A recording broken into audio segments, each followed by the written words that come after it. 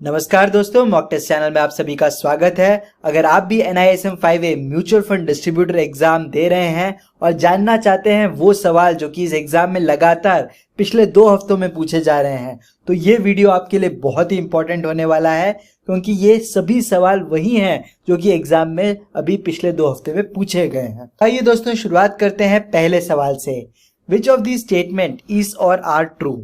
A, if the mutual fund units are held in demat form, they cannot be converted into a physical form. B, when a mutual fund is redeemed or when there is a dividend payout, the amount will be credited to the bank account linked to the demat account for those mutual fund investors who opt for the demat units. दोस्तों, तो सवाल पूछा गया है कि ऊपर दिए हुए दोनों स्टेटमेंट में से कौन सा स्टेटमेंट करेक्ट है।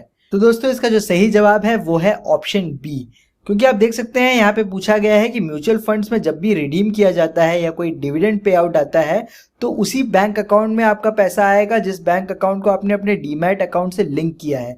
वहीं पे अगर पहले स्टेटमेंट को आप पढ़ेंगे तो यहाँ पे कहा गया है कि म्यूचुअल फंड के यूनिट जो कि डीमैट फॉर्म में है उसे फिजिकल फॉर्म में नहीं कन्वर्ट किया जा सकता, बल्कि आप जानते हैं जिस तरह से डीमेटीरियलाइजेशन होता है, यानी कि जो फिजिकल चीज को डीमैट अकाउंट को करने को हम लोग डीमेटीरियलाइज कहते हैं, ठीक उसका ऑपोजिट भी पॉसिबल है जिसको हम लोग रीमैटीरियलाइजेशन कहते हैं। यानी कि अगर आपके पास कोई भी चीज डीमैट फॉर्म में है तो उसको आप फिजिकल फॉर्म या फिर पेपर फॉर्म में कन्वर्ट कर सकते हैं।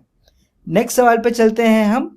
What is the maximum percentage of holding can a single investor have in the mutual fund scheme? Option दिया है 5%, 10%, 20% एंड 25%। तो दोस्तों, कोई भी म्यूचुअल फंड स्कीम में कोई एक इंडिविजुअल व्यक्ति का जो मैक्सिमम परसेंटेज होल्डिंग होता है वो 25% से ज्यादा नहीं होना चाहिए। नेक्स्ट सवाल पे चलते हैं। In contra fund the minimum investment in equity and equity related instruments shall be dash of the total assets. आप सभी जानते हैं कॉन्ट्रा फंड, उस कॉन्ट्रा फंड में पूछा जा रहा है कि इक्विटी रिलेटेड इंस्ट्रूमेंट्स कितना परसेंटेज होना चाहिए टोटल AUM के। तो इसका जो सही जवाब है वो है 65%। जो कॉन्ट्रा फंड्स होते हैं उसमें मिनिमम 65% जो आपका एक यूनिट प्राइस का अमाउंट होता है वो इक्विटी या फिर इक्विटी रिलेटेड इंस्ट्रूमेंट्स में निवेश किया जाता है। नेक्स्ट सवाल पे चलते हैं।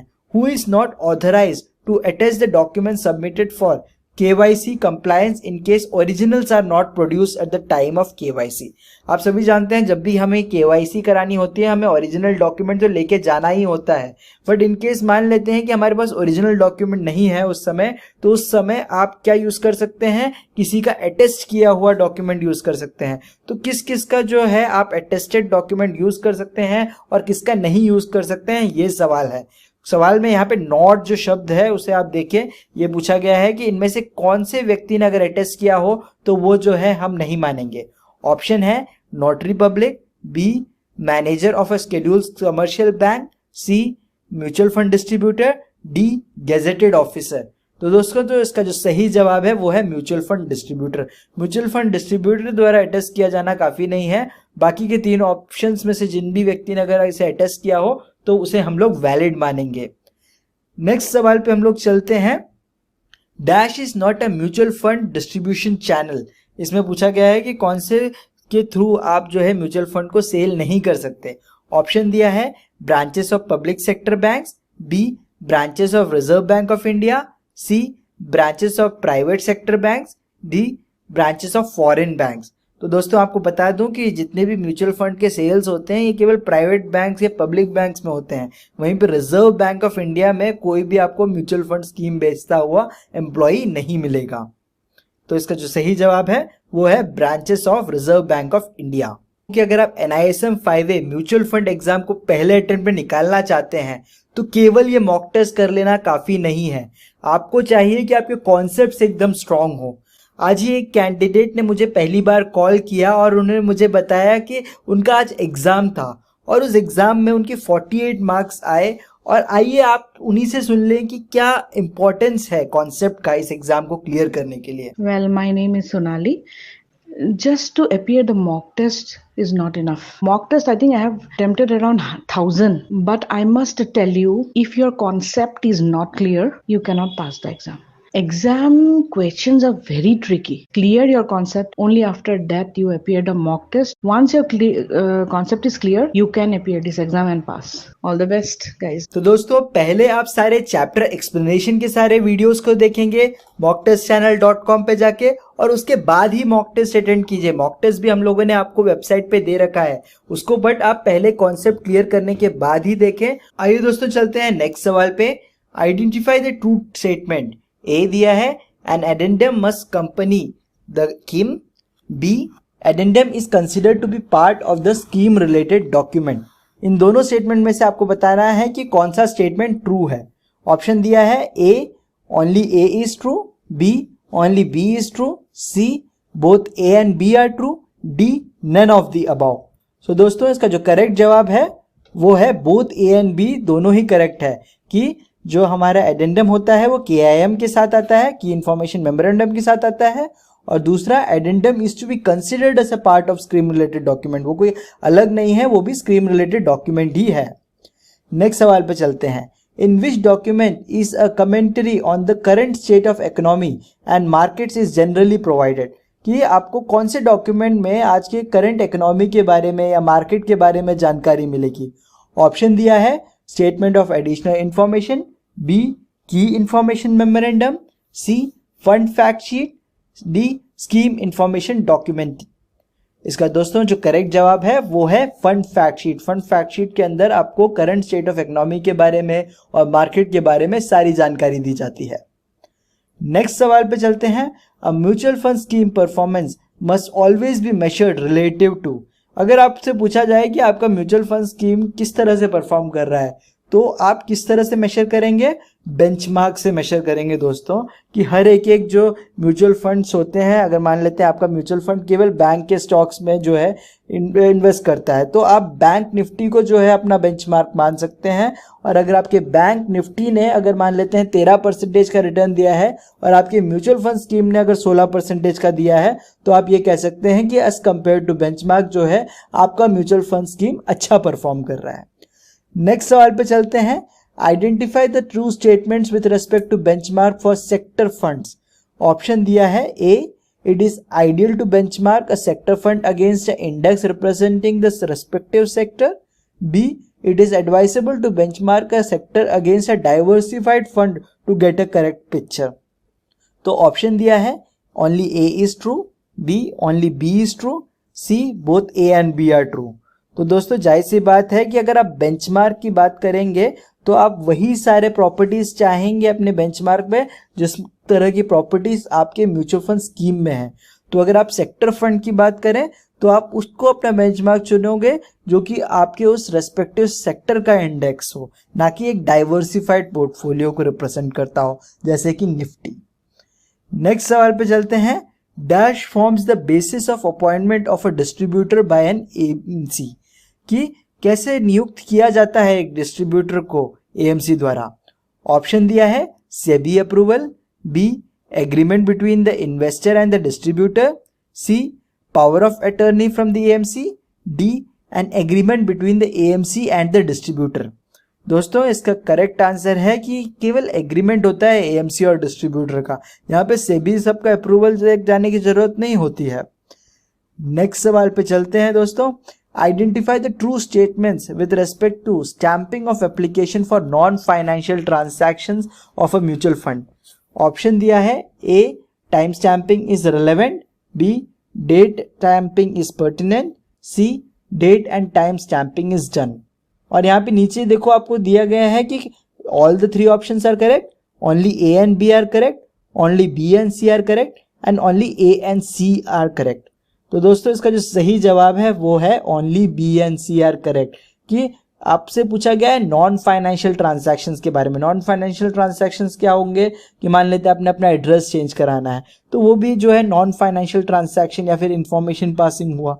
तो उसमें क्या इंपॉर्टेंट है? डेट स्टैंपिंग इंपॉर्टेंट है और डेट और टाइम स्टैंपिंग दोनों जो है किया जाता है। तो बी और सी जो है वो करेक्ट आंसर है। नेक्स्ट सवाल पे चलते हैं। A synopsis of the scheme related information document is found in. कहाँ पे आपको स्कीम रिलेटेड इंफॉर्मेशन डॉक्यूमेंट मिलेगी? ऑप्शन दिया है SAI that is statement of additional information, B article of association, C trust deed, D that is key information memorandum. तो दोस्तों इसका correct information है की इंफॉर्मेशन मेमोरेंडम में दोस्तों आपको स्कीम रिलेटेड डॉक्यूमेंट्स के बारे में सिनॉप्सिस दी जाती है। नेक्स्ट सवाल पे चलते हैं, what is the investment range for mutual fund house to invest in डेब्ट instruments for a balanced hybrid fund, कि म्यूचुअल फंड स्कीम को है डेब्ट इंस्ट्रूमेंट्स में कितना परसेंटेज तक जो है निवेश किया जाता है एक case of balanced hybrid fund. Option दिया है 20% and 40%, B 40% and 60%, 10% and 30% and 20% and 50%। तो दोस्तों इसका जो सही जवाब है वो है 40-60 के रेशियो में इन्वेस्ट किया जाता है डेब्ट इंस्ट्रूमेंट्स में in case of a balanced hybrid fund. Next सवाल पे चलते हैं, what does asset allocation mean? Asset allocation का क्या मतलब होता है? ऑप्शन है allocating a portfolio to cash, B allocating a various mutual funds to investors, C allocating units to unit holders, D allocating a portfolio to different asset classes.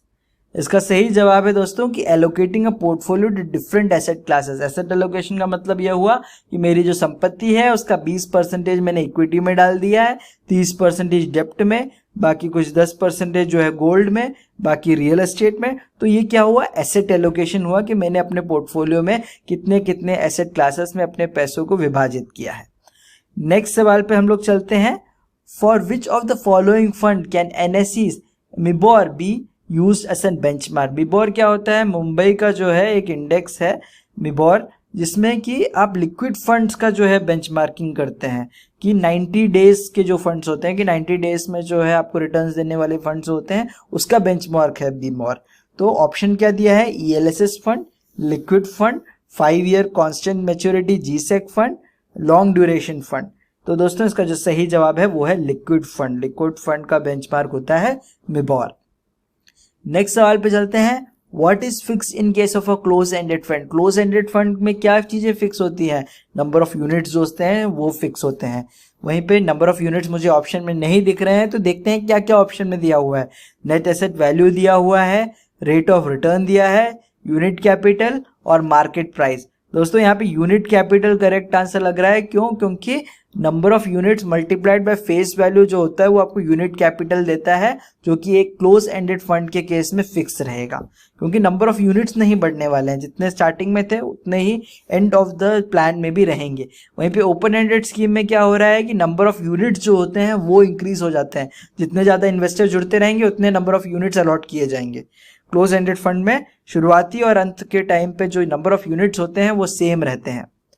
Next सवाल पे चलते हैं, which document has the statutory information about the mutual fund और AMC that is being offered in the scheme? कि कहाँ पे आपको mutual fund की जो स्टैट्यूटरी इंफॉर्मेशन जो है मिलेगी? ऑप्शन है scheme information document, B statement of additional information, C red herring पर prospect, D fund fact sheet. तो दोस्तों इसका जो सही जवाब है वो है स्टेटमेंट ऑफ एडिशनल इंफॉर्मेशन। साई जो डॉक्यूमेंट होती है उसके अंदर आपको स्टैट्यूटरी इंफॉर्मेशन मिलती है म्यूचुअल फंड एएमसी की। ये कुछ डॉक्यूमेंट्स हैं दोस्तों जिसके बारे में आपको क्लियरली पता होनी चाहिए कौन से डॉक्यूमेंट में क्या होता है, कि स्कीम इंफॉर्मेशन डॉक्यूमेंट में क्या होता है, स्टेटमेंट ऑफ एडिशनल इंफॉर्मेशन में क्या होता है, की इंफॉर्मेशन मेमोरेंडम और फंड फैक्ट शीट। इन चारों में क्या क्या होता है, ये सब चीज़ें आपके बेसिक कॉन्सेप्ट्स में आती हैं। इसीलिए मैं कह रहा था दोस्तों कि आपसे कि चैप्टर एक्सप्लेनेशन के वीडियोस जो हैं वो बहुत इंपॉर्टेंट है। उसमें आपको हर एक कोर कॉन्सेप्ट को जो है क्लियर किया जाएगा कि भले जो वो लोग जितना भी आपको घुमा फिरा के सवाल पूछ लें, आप जो है करेक्ट आंसर ही मार्क करके आएंगे। नेक्स्ट सवाल पे चलते हैं, short term capital loss from an investment can be set of against. अब आ गया टैक्सेशन के ऊपर सवाल कि टैक्सेशन में शॉर्ट टर्म कैपिटल लॉस को आप किसके साथ ऑफसेट कर सकते हैं। ऑप्शन दिया है short term capital gains only, B short term capital gain और long term capital gain, C long term capital gains only, D short term capital loss can not be set off. तो दोस्तों आप सभी को पता है कि शॉर्ट टर्म कैपिटल लॉस को हम लोग शॉर्ट टर्म कैपिटल गेन या फिर लॉन्ग टर्म कैपिटल गेन दोनों से ही ऑफसेट कर सकते हैं। तो ये सवाल जो है चैप्टर 8 से है, टैक्सेशन। आइए दोस्तों नेक्स्ट सवाल पे चलते हैं, in case a fund manager is managing more than 6 funds then dash in all performance related advertisement. यानी कि अगर मान लेते हैं कोई म्यूचुअल फंड मैनेजर का अगर हम लोग कोई परफॉर्मेंस रिलेटेड एडवर्टाइजमेंट देख रहे हैं तो मैंडेटरली क्या चीज़ है जो कि डिस्क्लोज की जानी चाहिए, कि अगर कोई म्यूचुअल फंड मैनेजर है तो हम भी जानना चाहेंगे कि उनके जो बाकी स्कीम्स हैं वो किस तरह परफॉर्म कर रहे हैं।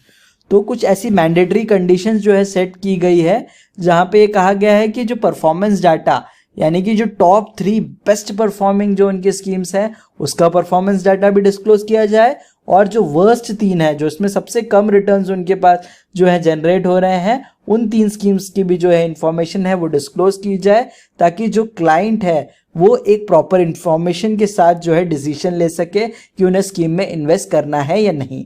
तो इसका जो करेक्ट जवाब है वो है performance data of top 3 and bottom 3 schemes has to be disclose in the performance related advertisement अगर फंड मैनेजर के 6 से अधिक जो है फंड्स हैं। तो नेक्स्ट सवाल पे चलते हैं। Among these funds which will have the lowest interest rate risk, interest rate risk इनमें से सबसे लोवेस्ट किस में होगा? A money market fund, B diversified equity fund, C pharma sector fund, D dynamic bond fund. दोस्तों इसका जो correct जवाब है वो है money market fund. Short duration funds होते हैं इसलिए इसका लोवेस्ट इंटरेस्ट रेट रिस्क रहता है। नेक्स्ट सवाल पे चलते हैं। An existing bond fund will tend to lose value when the market interest rate, कि जो बॉन्ड फंड्स होते हैं उसकी वैल्यू कब लूज होगी, जबकि मार्केट के जो इंटरेस्ट रेट होते हैं वो राइज करेंगे तब जो है बॉन्ड की वैल्यू जो होती है वो कम होगी। रेसिप्रोकल मान के चलिए कि बॉन्ड की वैल्यू जो है कब लूज होगी, जब मार्केट के इंटरेस्ट रेट ज़्यादा होंगे। मार्केट के इंटरेस्ट रेट अगर कम होंगे तो बॉन्ड की वैल्यू जो होगी उसकी वैल्यू बढ़ेगी। नेक्स्ट सवाल पे चलते हैं। What does the financial setting involve, financial goal setting में क्या क्या चीज़ें इन्वॉल्व होती हैं? ऑप्शन है determination of risk profile, b estimating amount required for a major life event, c determining asset allocation, d not applicable. इसका जो सही जवाब है वो है फाइनेंशियल गोल सेटिंग में एस्टिमेशन किया जाता है कि एक मेजर लाइफ इवेंट में हमें कितना खर्चा आने वाला है। एक फाइनेंशियल गोल हो गया एग्जाम्पल की बिटिया की पढ़ाई, तो बिटिया की पढ़ाई में हमें आने वाले 15 साल के बाद कितने पैसे लगने वाले हैं उसका जो हम लोग सेटिंग करते हैं गोल सेटिंग, उसको हम लोग फाइनेंशियल गोल सेटिंग कहेंगे।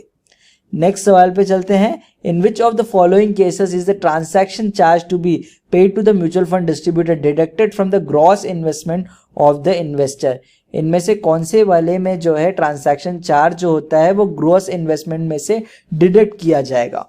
ऑप्शन है when investor purchases mutual fund units of 5000 through a mutual fund distributor, b when investor purchases mutual fund units of ₹10,000 through a mutual fund distributor, c when the investor purchases mutual fund units of worth ₹5,000 through the website of the mutual fund, d when the investor purchases mutual fund units of ₹10,000 through the website of the mutual fund.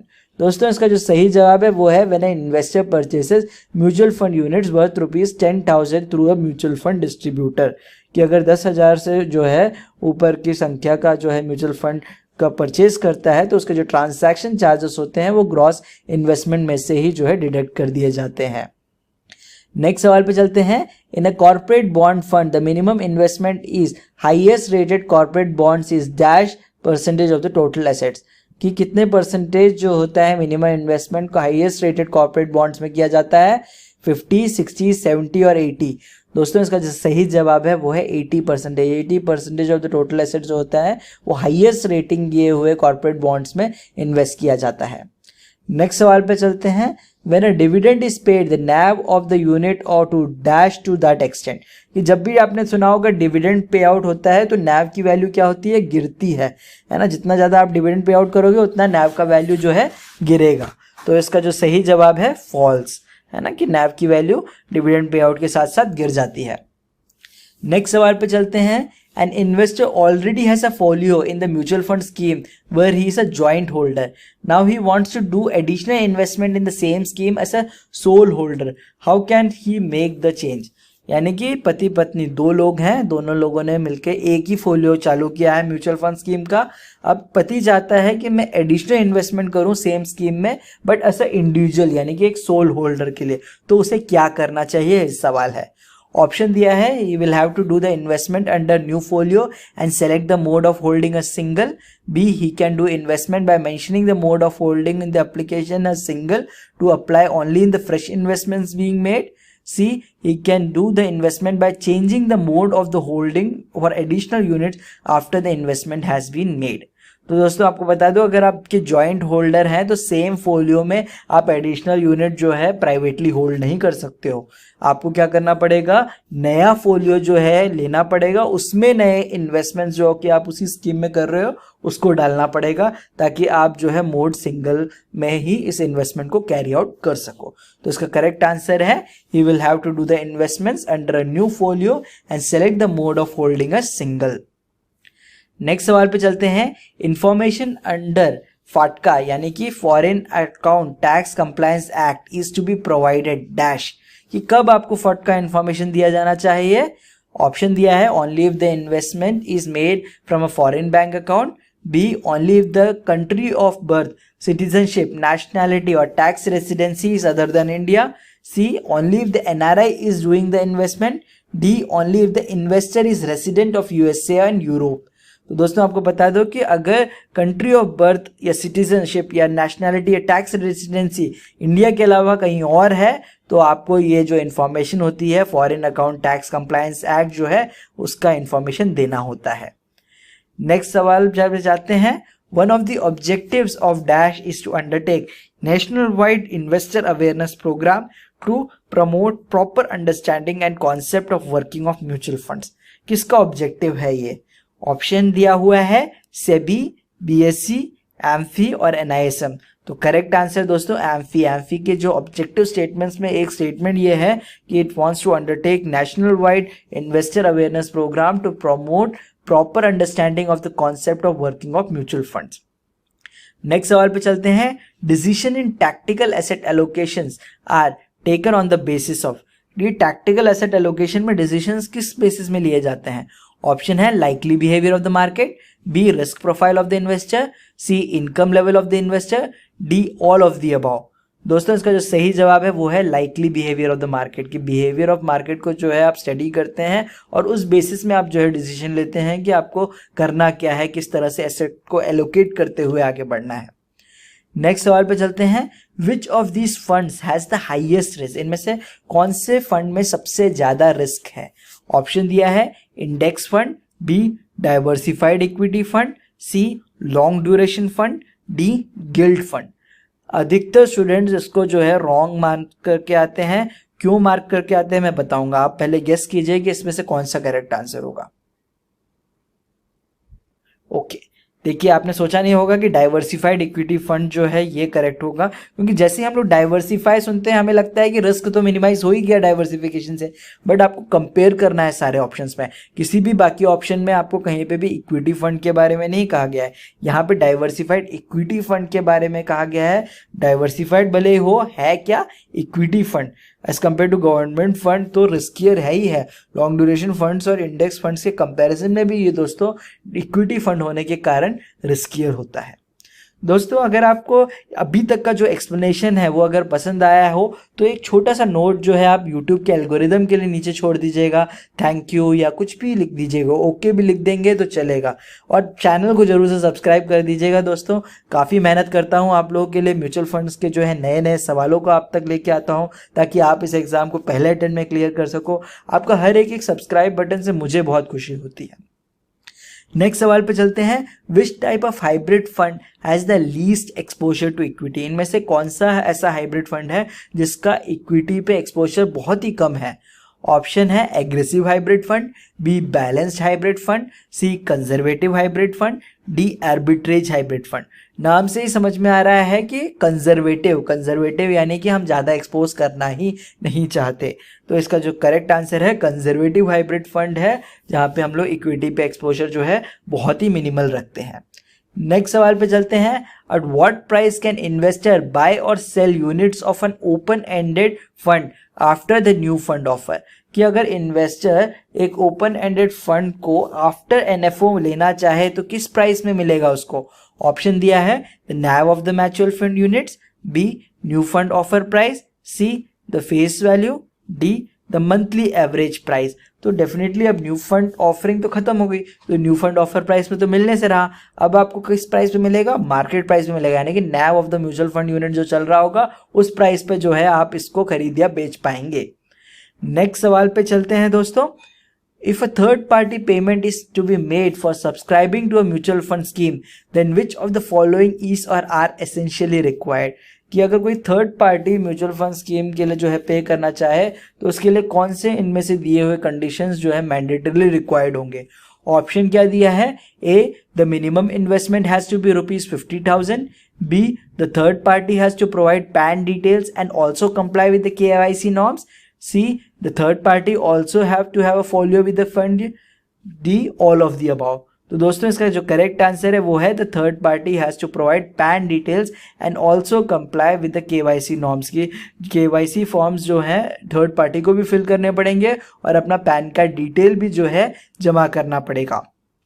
Next सवाल पे चलते हैं। A mutual fund scheme can invest dash in the equity instruments of a company। कि एक mutual fund scheme equity instruments में कितना invest कर सकता है।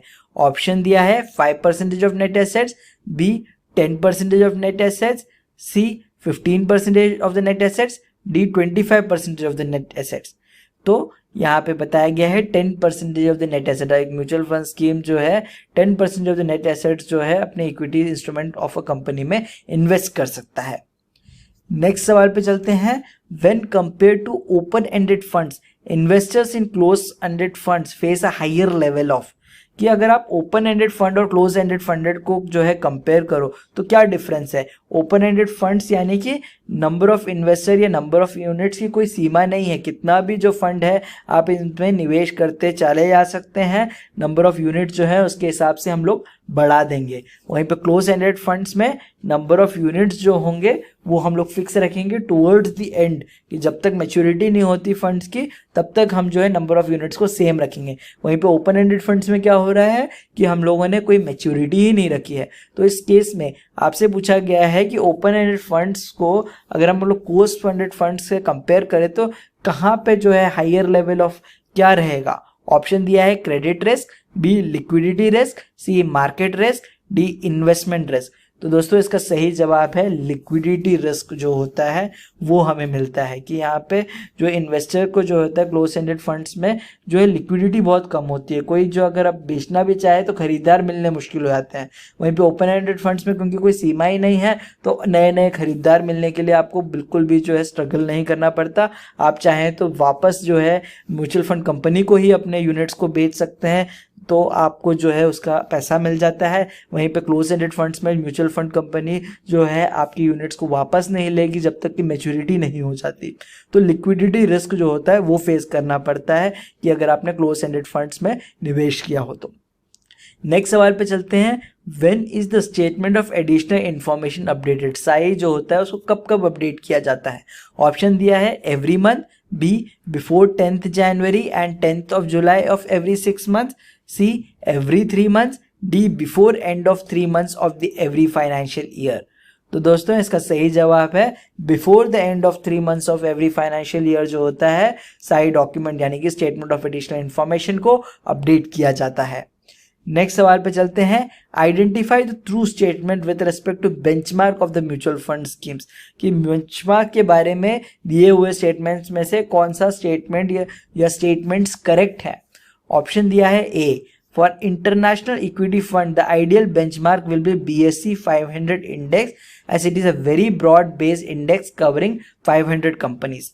B for gold ETF gold prices will be the ideal benchmark. तो दोस्तों यहाँ पे आप देखें कि जो ऑप्शन बी है वो करेक्ट है। कि अगर आप देखेंगे इंटरनेशनल इक्विटी में BSE को जो है बेंचमार्क लेके चलना बिल्कुल भी सही नहीं है, क्योंकि BSE में जो है इंटरनेशनल कंपनीज तो आ भी नहीं रही हैं। वहीं पे अगर आप गोल्ड ETF की बात करो तो मैं मान सकता हूँ हाँ गोल्ड प्राइसेस जो होते हैं वो एक आइडियल बेंचमार्क कंपेयर कर सकते हैं अगर आप गोल्ड ETF के रिटर्न्स को कैलकुलेट करना चाहते हैं तो ओनली ऑप्शन बी जो है इसमें करेक्ट आंसर है। आइए दोस्तों नेक्स्ट सवाल पे चलते हैं। Which of the statement is और आर ट्रू। ऑप्शन दिया है A in equity investments the probability of losing money over a long term is lesser than losing money in the short term. B Fundamental analysis consists of studying the financial statements of the company and the candlestick charts. इन दोनों statement में से आपको बताना है कि कौन सा statement correct है। दोस्तों मैंने एनालाइज किया और मुझे पता चला कि इसका जो है ओनली ए जो वाला जो स्टेटमेंट है वो करेक्ट है, क्योंकि आप जानते हैं इक्विटी इन्वेस्टमेंट में अगर आप प्रोबेबिलिटी देखें तो लॉन्ग टर्म में तो जो है पैसे आपके रिकवर हो जाते हैं, बट शॉर्ट टर्म में अगर आप ट्रेड करते हैं तो पैसे लूज करने के चांसेस ज़्यादा होते हैं। ऑप्शन बी अगर आप देखें तो डेफिनेटली रॉन्ग है, क्योंकि वहां पे बताया गया है कि कैंडल स्टिक पैटर्न या चार्ट्स को पढ़ने को हम लोग फंडामेंटल एनालिसिस कहते हैं, बल्कि कैंडल स्टिक चार्ट्स जो होते हैं वो तो टेक्निकल एनालिसिस में आता है। तो ऑप्शन बी जो है रॉन्ग है। तो करेक्ट आंसर क्या हुआ? Only A is correct. Next सवाल पे चलते हैं। Can the fundamental attributes of a scheme be changed? If yes how? कि अगर एक म्यूचुअल फंड स्कीम है, बहुत टाइम से चला आ रहा है और अब मैं चाहता हूं as a mutual fund manager कि इसका जो है फंडामेंटल एट्रीब्यूट क्या है स्कीम का उसको चेंज करूं, तो क्या ये संभव है? अगर संभव है तो कैसे? ऑप्शन दिया है yes but the consent of 100% of the unit holders will be required, b yes the permission of the SEBI and AMFI, c yes but this should be communicated to unit holders and who should be provided to an option to exit the scheme, D no the fundamental attributes cannot be changed as it is based on these attributes that the investors has invested their money। तो दोस्तों इसका जो सही जवाब है वो है कि यस, हाँ चेंज तो कर सकते हैं आप फंडामेंटल एट्रीब्यूट्स को, बट आप अपने सारे इन्वेस्टर्स को ये जो इन्फॉर्मेशन है वो प्रोवाइड करें, जो रुकना चाहे वो रुके, अगर कोई एक्सिट लेना चाहता है तो एक्सिट लेने का भी ऑप्शन आप उनको दे दें, भले वो ओपन हो या क्लोज फंडेड फंड हो। नेक्स्ट ऑप्शन पे चलते हैं। Who issues a due diligence certificate stating compliance with all legal formalities at the time of making a new offer of a mutual fund unit? कि कौन due diligence certificate देता है? Option दिया है board of trustees, b AMC, c compliance officer, d custodian. दोस्तों इसका जो सही जवाब है वो है एएमसी। डिलीजेंस सर्टिफिकेट जो होता है स्टेटिंग की कंप्लायंस कर रहे हैं, वो सारे लीगल फॉर्मेलिटीज को जो है वो अपना रहे हैं, वो उसका कंफर्मेशन या फिर उसका जो एक सर्टिफिकेट कौन बनाता है? एएमसी खुद ही बनाती है अपने लिए, ये कहते हुए कि हम अपने सारे लॉस और लीगल फॉर्मेलिटीज को पूरा करते हुए इस म्यूचुअल फंड ऑफरिंग को प्रोवाइड कर रहे हैं। नेक्स्ट सवाल पे चलते हैं। In a mutual fund application form if direct is mentioned in the space provided for ARN and the choice of regular plan is indicated in the application will be considered as।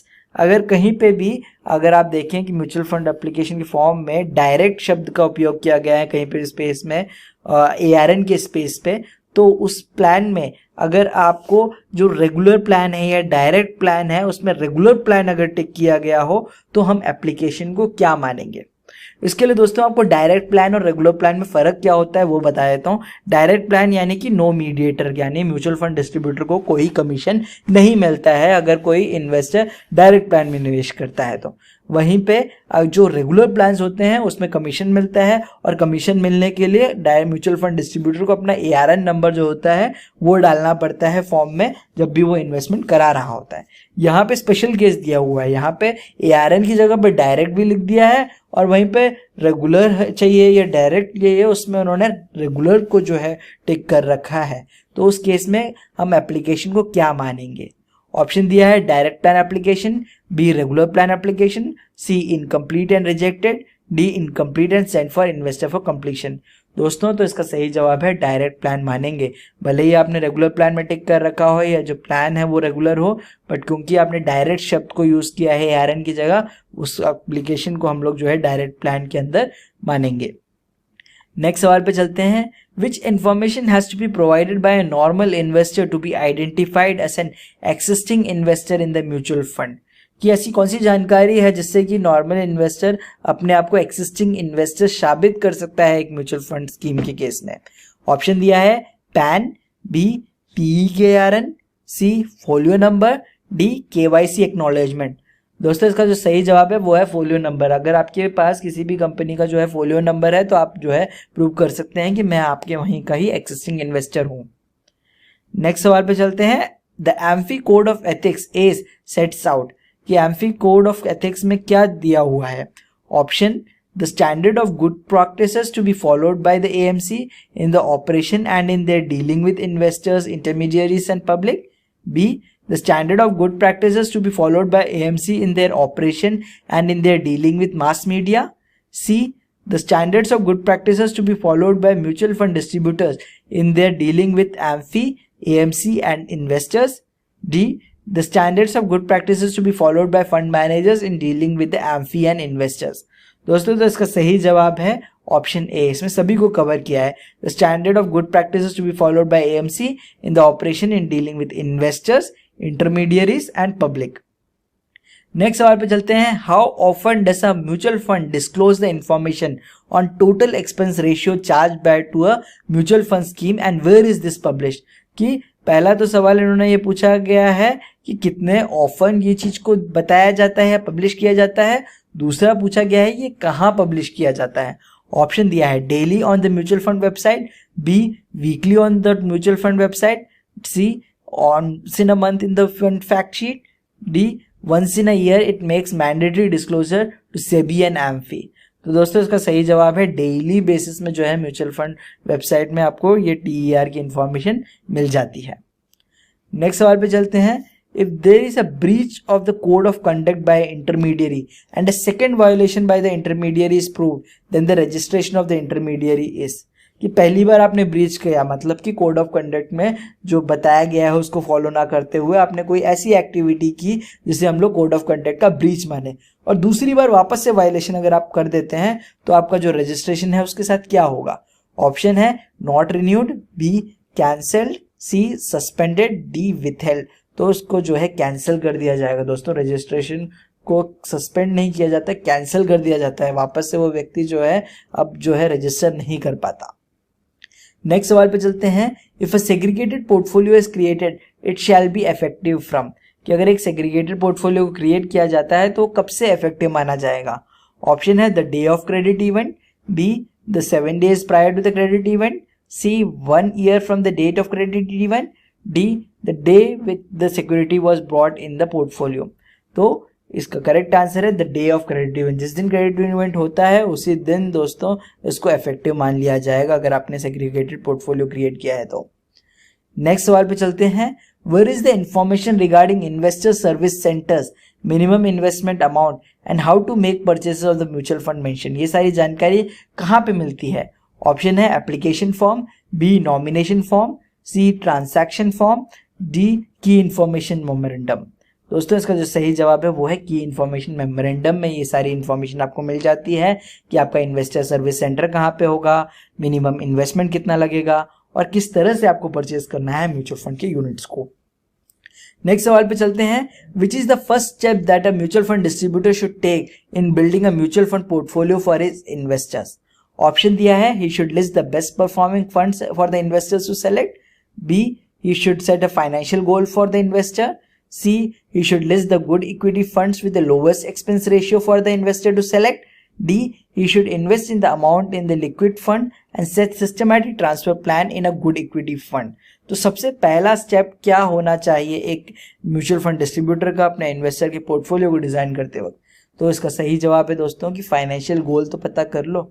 Best performing fund तो बात की बात है, पहले आप ये तो पता करो उस व्यक्ति का फाइनेंशियल गोल क्या है, वहां से आप शुरुआत करेंगे. नेक्स्ट सवाल पे चलते हैं. Which of the statement is true with respect to applicability of TDS in case of capital gains of the mutual funds.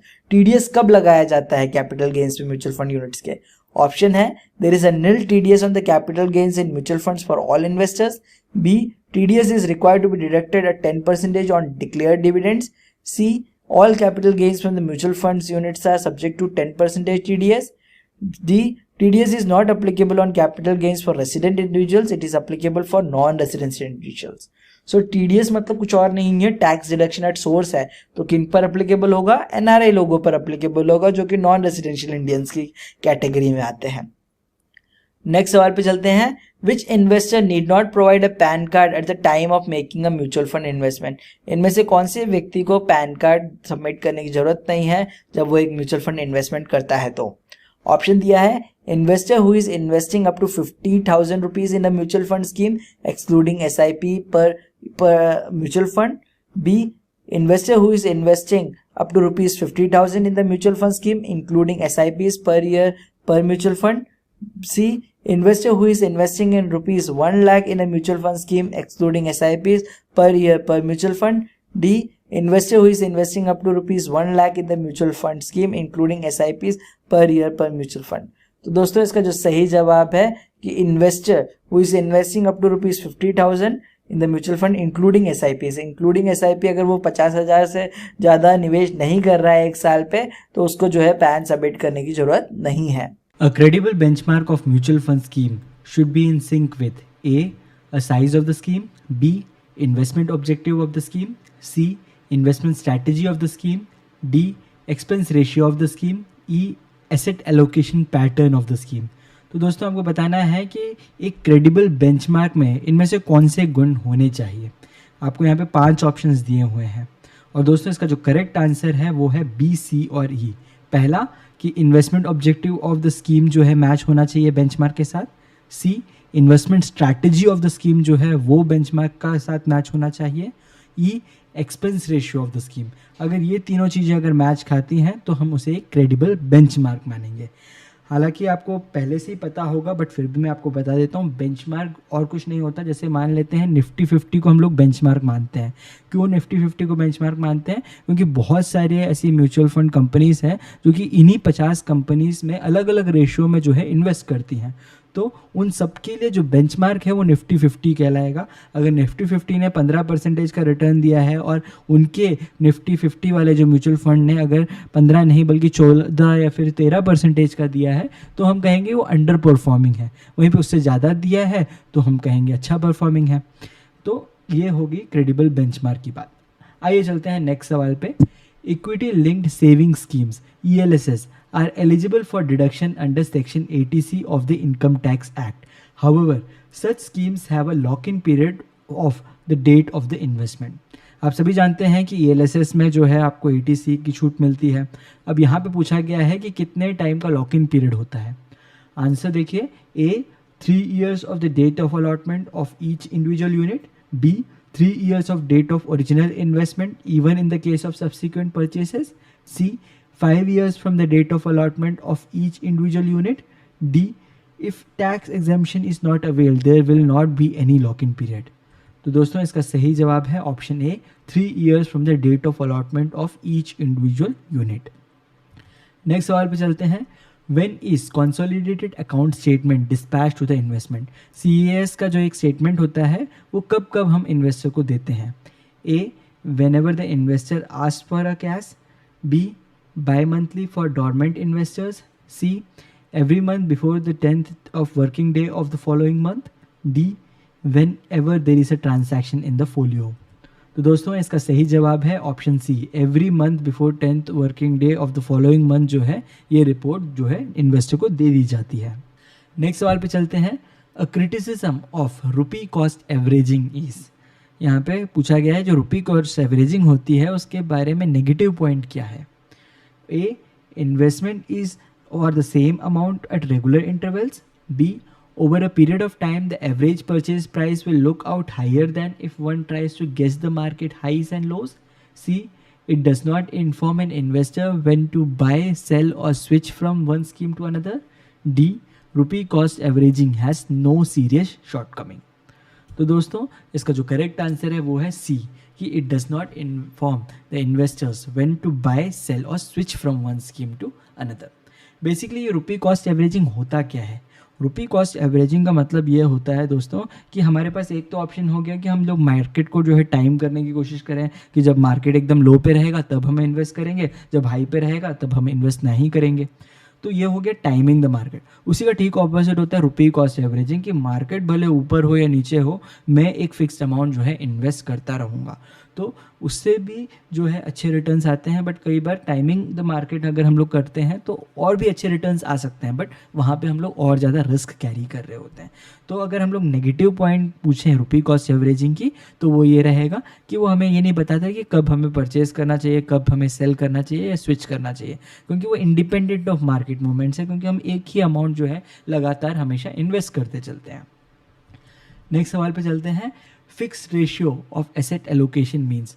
कि अगर हम कहें कि हमारा एसेट एलोकेशन जो है दोस्तों फिक्स्ड रेशियो पे इन्वेस्ट करते हैं हम लोग, 30% मान लेते हैं इक्विटी पे करते हैं, 70% डेप्ट पे कहते हैं, तो उसका मतलब क्या होता है ये पूछा है। ए, it is relatively aggressive approach for managing investments. B, investing the same amount every month. C, not doing any rebalancing. D, balance is maintained by liquidating a part of the position in the asset class with higher return and reinvesting in other asset with lower return. तो दोस्तों इसका सही जवाब है कि option D, कि balance is maintained by liquidating a part of position in the asset class with higher return and reinvesting in the other asset with lower return. इसको दोस्तों हम लोग आम टर्म्स में रीबैलेंसिंग भी कहते हैं, कि आप खुद देखें कि अगर हम लोगों ने 30% अगर इक्विटी में इन्वेस्ट किया है और 70% डेप्ट में, तो डेफिनेट सी बात है कि कुछ टाइम बाद हो सकता है मार्केट में अगर अच्छी उछाल देखी जाए तो इक्विटी का जो रेशियो है डेप्ट से वो आने वाले टाइम में चेंज हो जाएगा। हो सकता है अगर हम लोग नेट वैल्यू देखेंगे तो 35 और 65 का रेशियो बैठेगा। तो ऐसे में इंपॉर्टेंट हो जाता है दोस्तों कि जहाँ पे हम लोग को ज़्यादा प्रॉफिट हो रहा है वहाँ पे हम लोग लिक्विडेट करके, जहाँ पे हमें जो है कम रिटर्न्स मिल रहे हैं उस तरफ हम लोग उसको शिफ्ट कर लें उस अमाउंट को, जिससे कि हम रिस्क को जो है मैनेज कर पाएँ।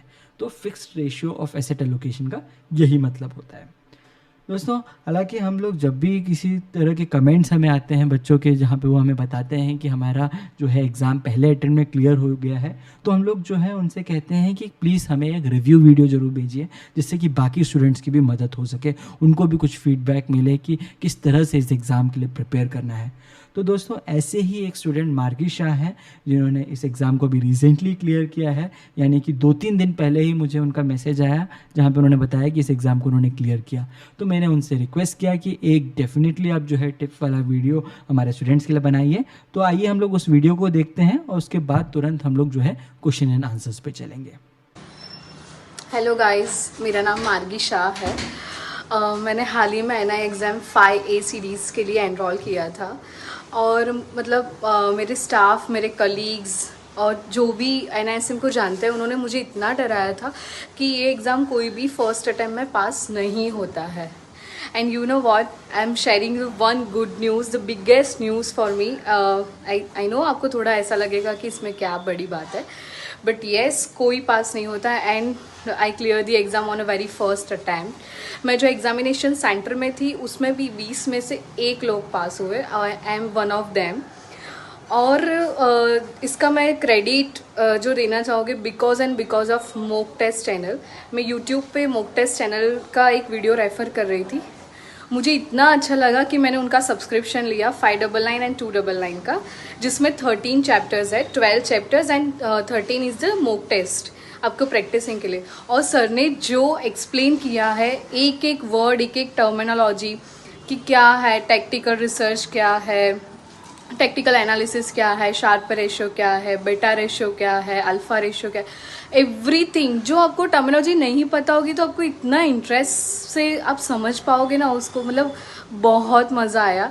और 67% मार्क्स से मैं पास हुई हूँ। This is the biggest achievement guys. Please मैं रेफ़र करूँगी कि आप कोई भी एग्ज़ाम जाने से पहले मॉक टेस्ट चैनल का सर का सारे वीडियोस पढ़ के जाइए। आई एम श्योर, मैं बिट मार के कह सकती हूँ कि आप फेल नहीं होगे। It's a really amazing thing. Thank you so much, sir. Thank you, Mock Test channel, for the amazing video to build up someone careers. Thank you, sir. तो दोस्तों आइए हम लोग जो है अब नेक्स्ट सवाल पे चलते हैं। Asset allocation for any investor generally depends on. Option दिया है A age, B financial status, C investment objective, D all of the above. तो दोस्तों इसका करेक्ट आंसर है दोस्तों कि ऑल ऑफ द अबव, कि एसेट एलोकेशन हम लोग अगर किसी इन्वेस्टर का डिसाइड कर रहे हैं तो सारे के सारे फैक्टर्स इंपॉर्टेंट हैं। कि अगर मान लेते हैं किसी व्यक्ति की एज अगर 70 ईयर्स है तो हम लोग उनको इक्विटी में बहुत ज़्यादा एक्सपोजर नहीं देंगे। नेक्स्ट सवाल पे चलते हैं। Last step in the process of designing model portfolio is, कि अगर हम लोग मान लेते हैं किसी का मॉडल पोर्टफोलियो क्रिएट कर रहे हैं तो उसमें लास्ट स्टेप कौन सा होगा। ऑप्शन दिया है A sector selection, B asset allocation, C scheme selection, D client selection. तो दोस्तों इसका जो करेक्ट आंसर होता है वो है स्कीम सिलेक्शन। पहले हम लोग जो है क्लाइंट की सारी रिक्वायरमेंट को समझते हैं, उसका जो है प्रॉपर हम लोग डिसाइड करते हैं कि कहाँ पे उन्हें इन्वेस्ट करना चाहिए, और फाइनल स्टेप में कहीं आता है कि हम लोग कौन से स्कीम में इस व्यक्ति से इन्वेस्ट कराने जा रहे हैं। नेक्स्ट सवाल पे चलते हैं। Mutual funds are constituted in India as a companies, B trust, C partnership firm, D NGO. तो दोस्तों जितनी भी म्यूचुअल फंड हाउसेस होती हैं उनका रजिस्ट्रेशन एज ए ट्रस्ट होता है। नेक्स्ट सवाल पे चलते हैं। Which of the following fund would fall under passive management. Passive management और एक्टिव मैनेजमेंट में तो आप फ़र्क समझते हैं। एक तो होते हैं एक्टिव फंड मैनेजर जो लगातार मार्केट में जैसे जैसे मूवमेंट होता है उस तरह से जो है वो आपके पोर्टफोलियो में भी फेरबदल करते हैं। दूसरे होते हैं पैसिव फंड मैनेजर जिन्होंने ऑलरेडी जो है डिसाइड कर रखा है कि इस पर्टिकुलर पैटर्न में वो जो है इन्वेस्ट करेंगे और वो जो है पैसिवली बस मॉनिटर करते हैं, वो ज़्यादा फेरबदल नहीं करते हैं। तो इनमें से कौन सा फंड है जिसमें पैसिव मैनेजमेंट की ज़रूरत है, एक्टिव मैनेजमेंट की ज़रूरत है ही नहीं। ऑप्शन है A diversified equity fund, B index fund, C equity growth fund, D all of the above. तो दोस्तों इसका जो सही जवाब है वो है इंडेक्स फंड। कि इंडेक्स फंड बेसिकली आपके इंडेक्स को ही पूरी तरह से रिफ्लेक्ट करता है। इंडेक्स में जिस तरह से जिस परसेंटेज में जो है कंपनीज में आपका अलॉटमेंट हुआ है फंड का, ठीक उसी तरह से जो है आपके इंडेक्स फंड में भी अलॉटमेंट किया जाएगा। इस वजह से इंडेक्स का जिस तरह से रिटर्न रहेगा ठीक उसी तरह से आपके फंड का भी रिटर्न रहेगा। नेक्स्ट सवाल पे चलते हैं। After NFO in open ended fund transactions can be done by. कि अगर एक बार न्यू फंड ऑफरिंग निकल गया तो ओपन एंडेड फंड में जो ट्रांजैक्शन है वो कौन कौन कर सकता है। A existing investors, B existing and new investors, C new investors, D none of the above. तो दोस्तों इसका जो सही जवाब है वो है एक्सिस्टिंग एंड न्यू इन्वेस्टर्स। अगर मान लेते हैं एनएफओ के टाइम पे ही अगर उन्होंने यूनिट्स खरीदे हैं तो वो भी एक बार अगर ये फंड ओपन मार्केट में आ जाता है तो इन्वेस्ट कर सकते हैं। उसके अलावा अगर मान लेते हैं किसी ने एनएफओ के टाइम पे तो नहीं इन्वेस्ट किया, यूनिट्स नहीं खरीदे, तो वो ओपन एंडेड फंड जब हो जाता है तो भी वो उसमें इन्वेस्ट करके जो है यूनिट्स खरीद सकते हैं। नेक्स्ट सवाल पे चलते हैं। Between whom the trust deed is executed. कि ट्रस्ट डीड जो है किन किन के बीच में एग्जीक्यूट किया जाता है। A trustee and sponsor, B trustee and custodian, C trustee and AMC, D AMC and sponsor. तो दोस्तों इसका सही जवाब है ट्रस्टी और कस्टोडियन के बीच में ये ट्रस्ट डीड साइन की जाती है। इसको हम लोगों ने बहुत ही डिटेल में दोस्तों चैप्टर्स में कवर किया है। तो इस तरह के जो बेसिक सवाल हैं उस पर आप बिल्कुल भी कंफ्यूज मत होइएगा, क्योंकि अगर आपने चैप्टर एक्सप्लेनेशंस को अच्छे से सुना है तो आप हर एक एक व्यक्ति के रोल को अच्छे से समझते हैं। तो अगर आपको क्वेश्चन को थोड़ा घुमा के भी पूछा जाए तो भी मुझे यकीन है कि जितने स्टूडेंट्स ने चैप्टर्स देखे हैं वो सभी इसका सही जवाब देकर आएंगे। नेक्स्ट सवाल पे चलते हैं। Mutual fund sponsor can be compare to. कि जो म्यूचुअल फंड कंपनीज में कुछ लोग होते हैं जिन्हें हम लोग स्पॉन्सर्स कहते हैं, उनको हम किन के साथ कंपेयर कर सकते हैं। A depositor of a company, B company director, C promoter of company, D CEO of the company. तो दोस्तों इसका जो डायरेक्ट कंपैरिजन हम लोग प्रमोटर ऑफ द कंपनी के साथ कह सकते हैं। कि जैसे आप जानते हैं शेयर मार्केट में जब भी कोई कंपनी की जो शेयर्स होते हैं उनमें बहुत ज़्यादा परसेंटेज जो है प्रमोटर्स का भी होता है, क्योंकि एक्टिवली उस कंपनी को प्रमोट कर रहे होते हैं। तो उनके साथ जो है हम लोग म्यूचुअल फंड स्पॉन्सर को कंपेयर कर सकते हैं। नेक्स्ट सवाल चलते हैं। Dividends which are paid by mutual funds can be paid out of. कि म्यूचुअल फंड जो है डिविडेंड बांटती है तो कहाँ से बांटती है, कैसे बांटती है। A profits of AMC, B mark to market profits, C all realised and unrealised gains, D distributable surplus only. तो दोस्तों इसका सही जवाब है कि डिस्ट्रीब्यूटेबल सरप्लस ओनली। अगर किसी फंड के पास एक्सेस में जो है अमाउंट बचता है जो कि सरप्लस में है, जिससे कि वो कोई और नए जगह पे जो है इन्वेस्ट नहीं कर रहा है, तो उसे वो जो है डिस्ट्रीब्यूट करता है अपने इन्वेस्टर्स को। तो दोस्तों इस सवाल के साथ हम आ चुके हैं इस वीडियो के अंत में। अगर आपको इस वीडियो में बताई हुई जानकारी काम की लगी हो तो इस वीडियो पे लाइक और जैसे मैंने आपको पहले कहा था एक छोटा सा कमेंट जरूर छोड़ दीजिएगा। और अगर आप हमारे इस चैनल को सपोर्ट करना चाहते हैं तो प्लीज़ सब्सक्राइब बटन को ज़रूर प्रेस कीजिएगा। ये आपके लिए तो फ्री होता है बट इससे हमें काफ़ी ज़्यादा मदद मिलती है। इसी के साथ मैं आप लोगों से अलविदा लेता हूँ। जय हिंद, जय भारत।